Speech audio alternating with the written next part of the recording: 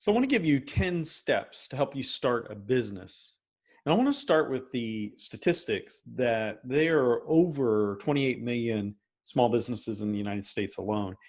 And they make up 99.7, almost 100% of the businesses according to the Small Business Administration, SBA.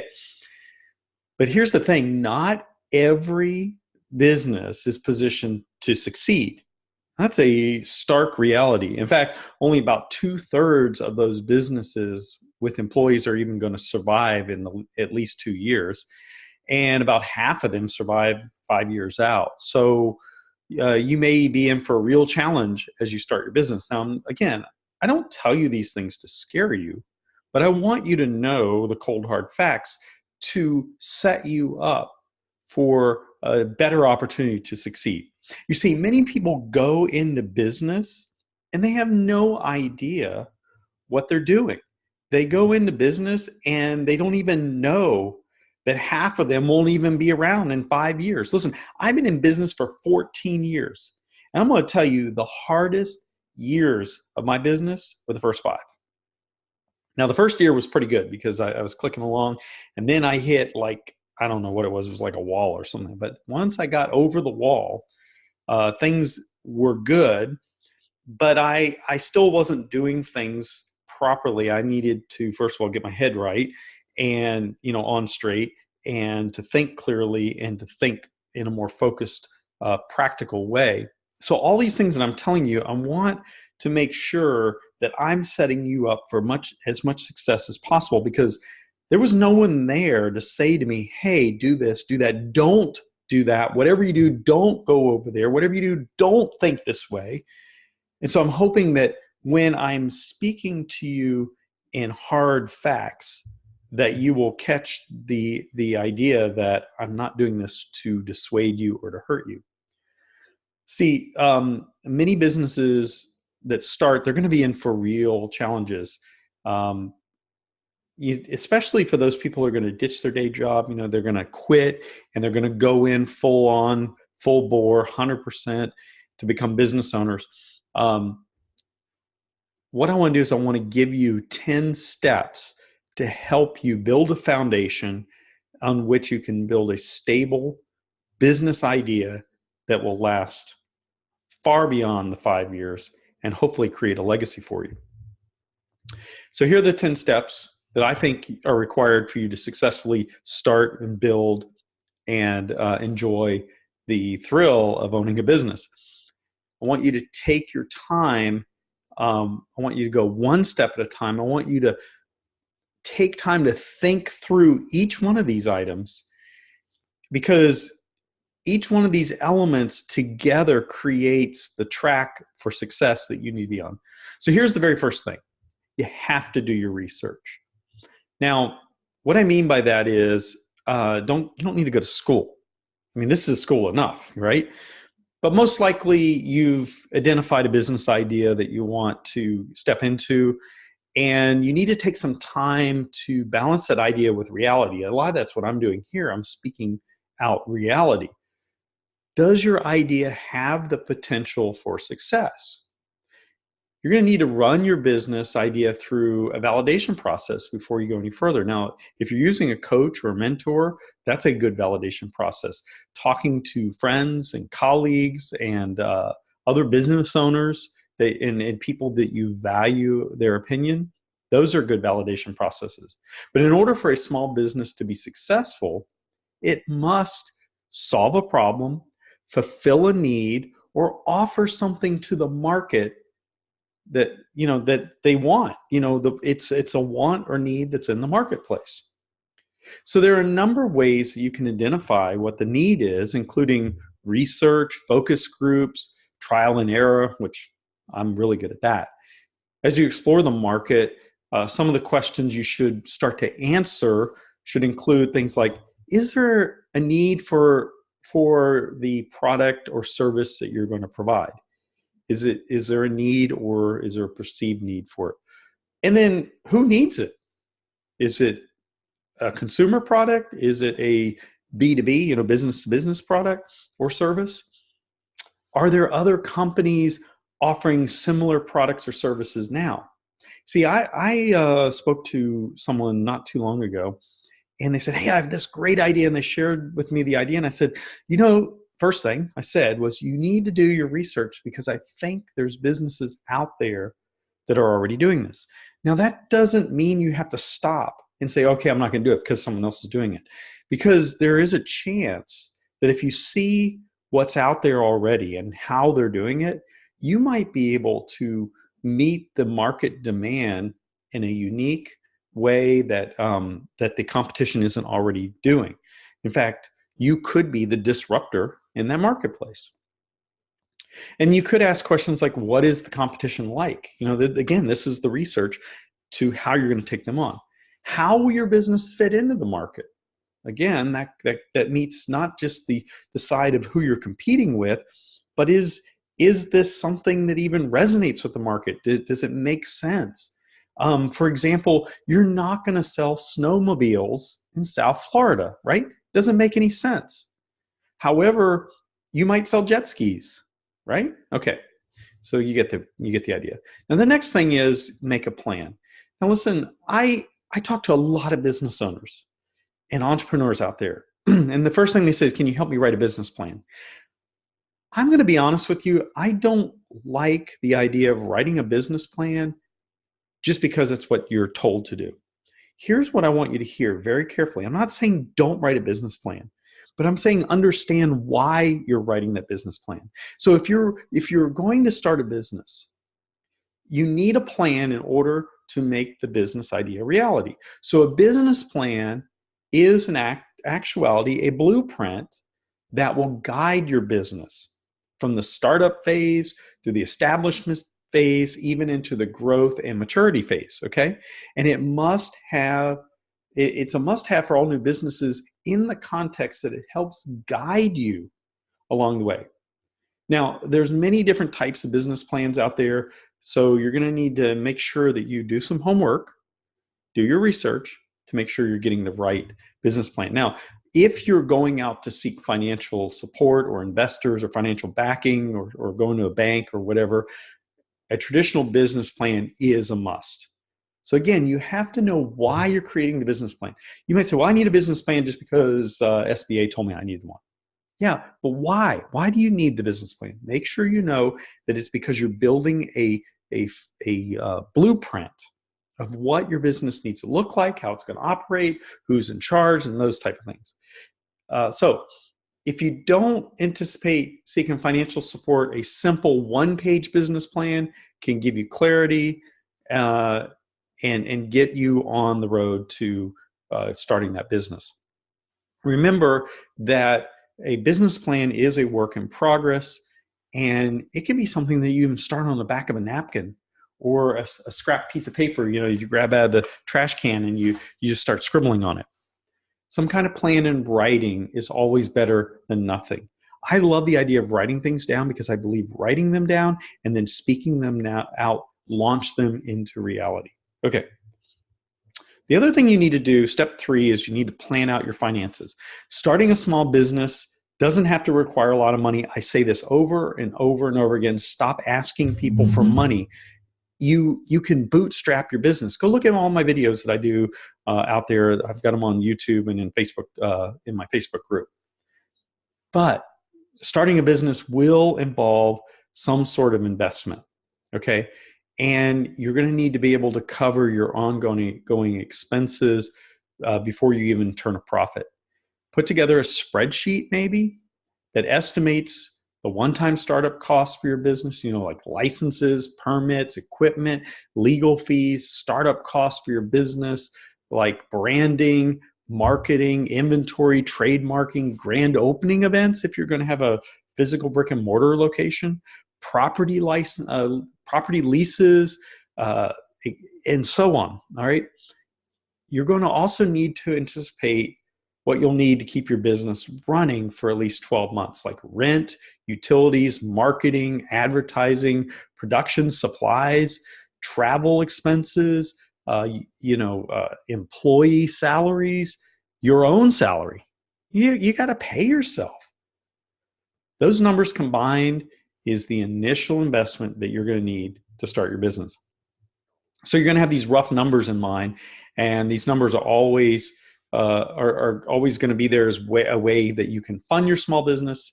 And you're going to need to look at things like financing, small business loans, small business grants, angel investors, crowdfunding.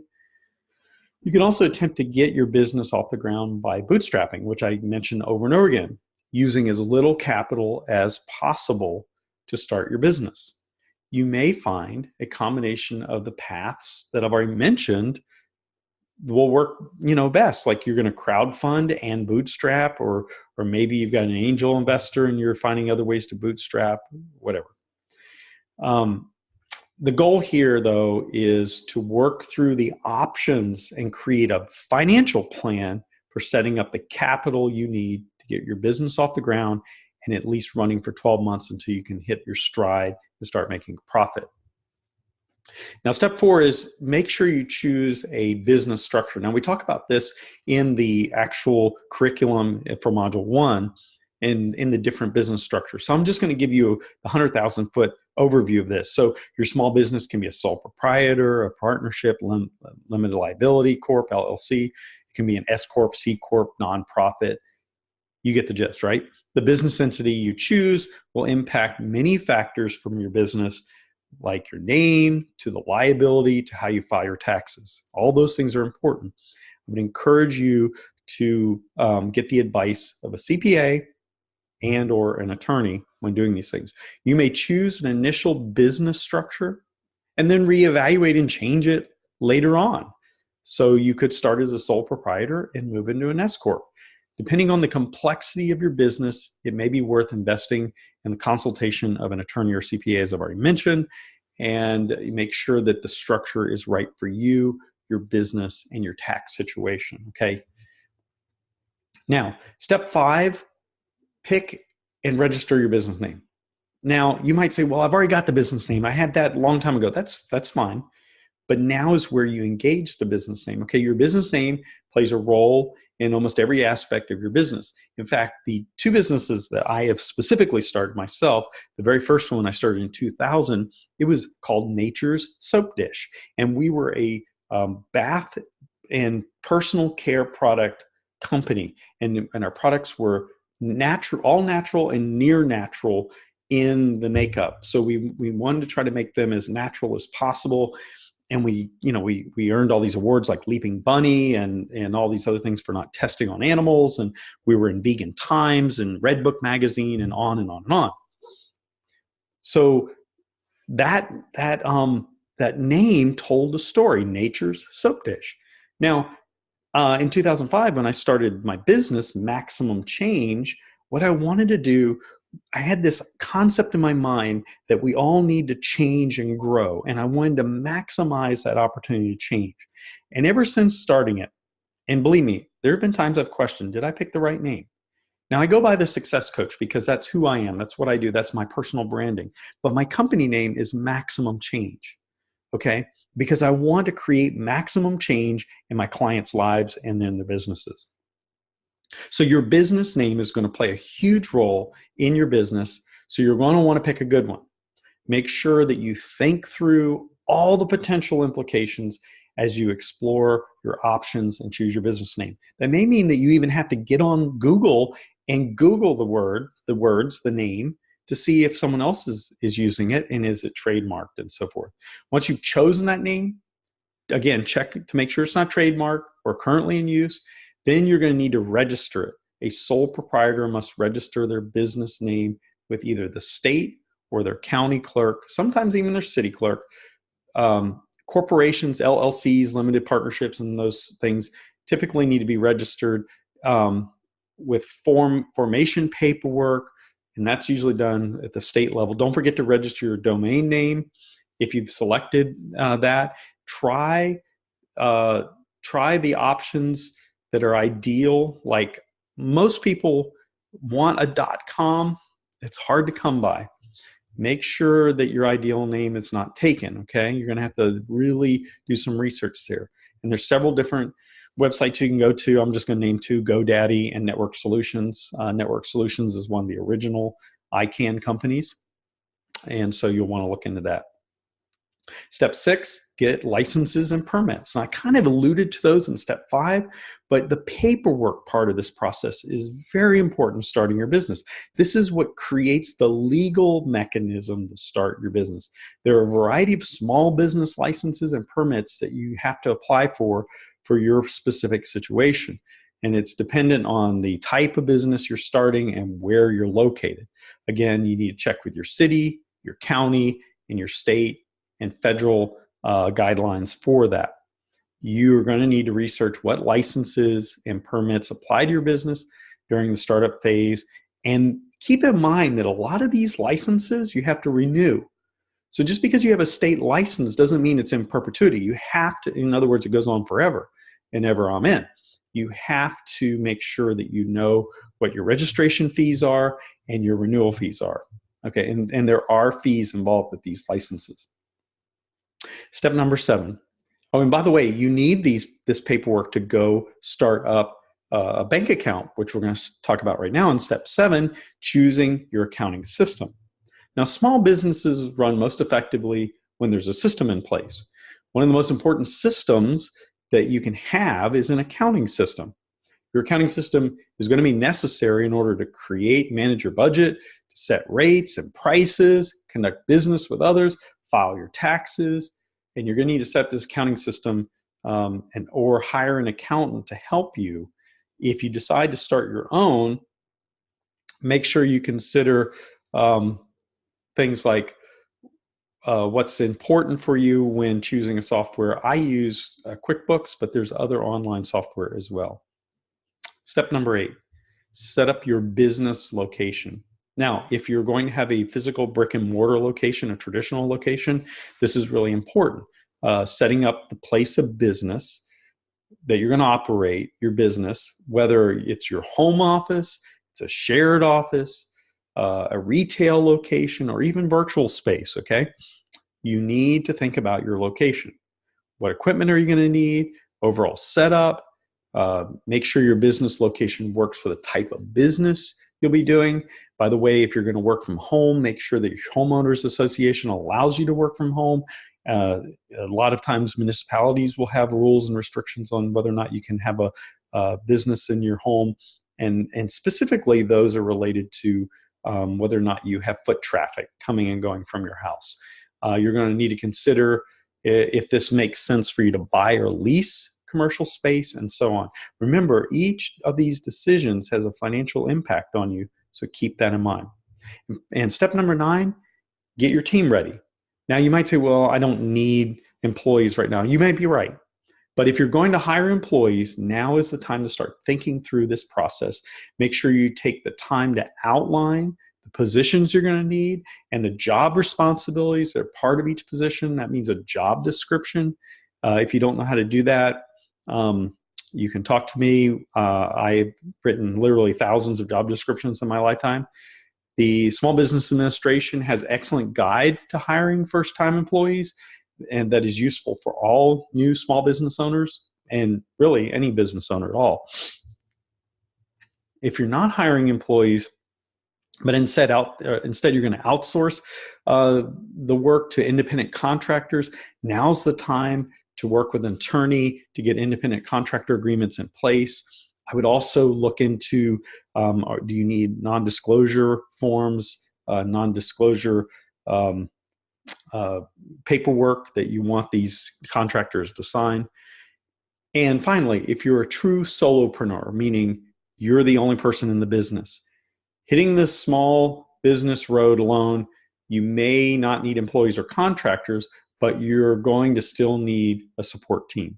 This team can be comprised of your coach or mentor. It can be a family member.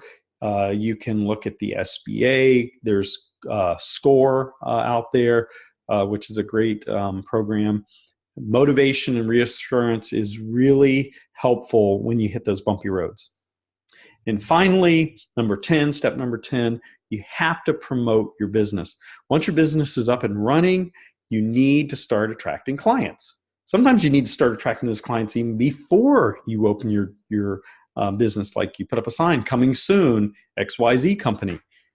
You need to attract these customers. You're going to want to start with the basics by writing your unique selling proposition, creating a marketing plan, and then explore as many small business marketing ideas as possible so you can decide how to promote your business effectively. You may need to know how to do advertising on LinkedIn, on Facebook, Instagram, social media marketing. You may need to get a business card. If you're a virtual business, I would say the very last thing that you need to get is a business card. If your whole business, your entire business is virtual. So those are the 10 basic setups, the basic things that you need to start a business. Now, I hope these are helpful. And if you have any questions at all, please go to our website at MaximumChange.com, send us a message, info@MaximumChange.com, and just put in the subject line, question from the webinar, and we'll be happy to answer your questions. Hope you have a good day. See you in the next segment.